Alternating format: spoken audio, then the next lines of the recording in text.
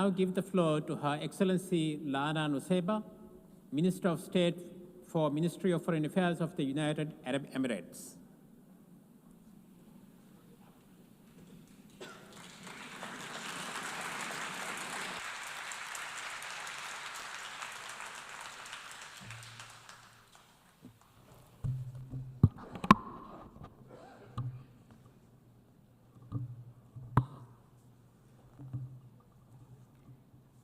السيد الرئيس.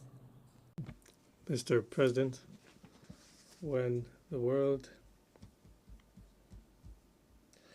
stood amidst the ruins of war 80 years ago, it faced a watershed moment, one that required a transition to a new order, with the previous international systems having failed to maintain international peace and security. The world was faced with a choice. It chose peace and embraced a new era of international cooperation and solidarity, embodied by the establishment of this organization. Today, we once again face a pivotal moment. Today, the world is marked by turmoil, conflict, and humanitarian crises. Threats to state sovereignty, proliferation risks, and extremist ideologies persist, undermining the foundations of stability and development. Amidst these challenges, my country has chosen the path of prudence and de-escalation, leveraging its capabilities to build bridges, prevent conflicts, and place the interests of humanity above all. We have sought to strengthen the mechanisms for international cooperation and multilateralism, as well as the norms and principles of the UN Charter and international law. In doing so, the UAE promotes the principles of good neighborliness and respect for sovereignty of states to create opportunities and advance progress in every field. My country has also championed genuine humanitarian diplomacy aimed at preserving the dignity of individuals in the most difficult circumstances.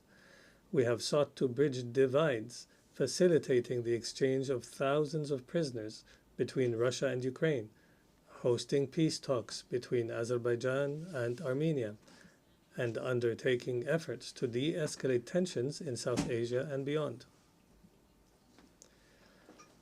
In the face of these global challenges, the United Arab Emirates remains committed to diplomacy, peaceful solutions, and dialogue. Our aim is not simply to manage conflicts, but to resolve them sustainably.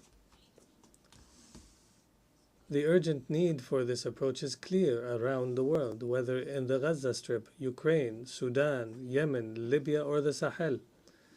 Many of the crises around us have been exacerbated by extremist ideologies, hate speech, and incitement. That is why we are leading efforts to advance the tolerance, peace, and security agenda, to uphold the values enshrined in the UN Charter, and to break cycles of conflict. There is no doubt that what we are witnessing today in the Palestinian-Israeli conflicts is not only a result of, but serves extremists and warmongers' efforts who seek to undermine the path to a peaceful resolution. Nothing can justify targeting tens of thousands of civilians, or besieging them, or starving them and forcibly displacing them, nor can anything excuse the pursuit of unacceptable expansionist ambitions, including the threat of annexing the West Bank. Similarly, there is no justification for the taking of hostages or the targeting of civilians in conflict.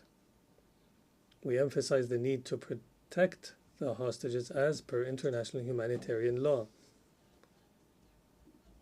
This situation also cannot serve as an excuse to attack countries in the region. Israel's treacherous and reprehensible attack against the state of Qatar constituted a flagrant violation of its territorial integrity and of the security of the Arabian Gulf region. as well as a breach of the most fundamental principles of international law. Aggression will not bring stability to the region. My country has always believed in the centrality of the two-state solution and the realization of an independent, sovereign Palestinian state with East Jerusalem as its capital, living side by side with the State of Israel in security, peace, and prosperity. This is the fundamental requirement for achieving a permanent, just, and comprehensive solution to the issue, with a Palestinian state capable of fulfilling the aspiration of the Palestinian people, restricting the use of weapons, and ensuring security, stability, and the rule of law, with no place for terrorists and extremist groups. My country also welcomes the growing recognition of the State of Palestine. We invite others to follow this approach as an investment in a better future for the region. Our first and most urgent demands remain an immediate and permanent ceasefire in Gaza, ending the siege on Gaza, releasing the hostages and detainees, and urgent unhindered delivery of humanitarian aid at scale. The UAE continues its role as the largest donor of aid to Gaza, mobilizing all its relations, resources, and capabilities to this end. We will continue to deliver aid to the most in need despite the restrictions and obstacles. As part of our commitment to prioritizing diplomatic solutions and justice in the international system, my country continues to place the dispute of the three occupied Emirati islands in the Arabian Gulf, Greater Tumb, Lesser Tumb, and Abu Musa, at the forefront of our national priorities. We continue to call on Iran to end its occupation of these islands, which are an integral part of UAE territory, as well as to respond to our repeated calls to resolve this dispute through direct negotiations or by resorting to the International Court of Justice. We also reiterate here our full support for Moroccan sovereignty over the Moroccan Sahara and endorse the autonomy initiative within the framework of Moroccan territorial integrity. Mr. President, the brutal scene unfolding in Gaza is not the only crisis engulfing our region. In Sudan, people are experiencing immense human suffering and famine. My country stands with the Sudanese people, supporting their aspirations to end the civil war and its profound humanitarian consequences. We underscore the importance of the statement by the Quad on Sudan and the call for a humanitarian truce.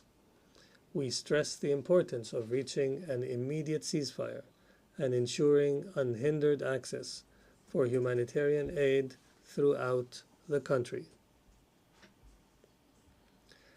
Sustainable peace cannot be achieved through military means. A transitional process must be pursued in Sudan, leading to an independent civilian government, one that is not controlled by any of the warring parties and which denies space to extremism and terrorism. Mr. President, my country is committed to supporting the role of international organizations and multilateral institutions. There is an urgent need to develop and reform the existing institutions for collective action, especially the UN and Security Council. In particular, the UAE views the UN80 initiative as an opportunity to both strengthen the organization's capabilities and ensure a clear vision for its work in the decades ahead. This vision of UN reform is consistent with the UAE's ambitious national approach. Under the wise leadership of His Highness Sheikh Mohammed bin Zayed Al Nahyan, President of the UAE, may God protect him. It is a vision for an effective and equitable international system capable of serving humanity and working collectively to achieve comprehensive and sustainable prosperity. This is reflected across the UAE's policies. Regarding the economy and development, we have doubled our foreign investments in various projects. We have expanded the scope of our partnerships, delivering shared prosperity, particularly with the Global South. This includes in Africa, where our investments have extended across various sectors, reflecting our belief in the importance of openness and engagement to achieve shared development, prosperity, and stability. In the fields of science, technology, and artificial intelligence, my country has sought to harness these tools to advance sustainable development around the world. We support countries to build their technological capacities while respecting their national values and priorities, and ensuring the responsible and ethical use of these technologies in accordance with international law. As for our ongoing efforts to protect the planet, the UAE is accelerating its investments in international climate action, supporting innovative solutions to achieve an orderly and responsible transition and to promote clean energy. My country affirms its full commitment to implementing the outcomes of the UAE consensus from COP28 held in Dubai in 2023. My country is also investing heavily in addressing the challenges of water scarcity, including through the Mohammed bin Zayed Water Initiative, which supports the development and application of pioneering technology to promote sustainable access to this important resource. And as we prepare to host the UN Water Conference next year with the Republic of Senegal, we will seek to strengthen international cooperation on this issue and stimulate investment in innovation. And in all our projects and initiatives, we seek to promote the full, equal, and meaningful participation of women as essential partners in society.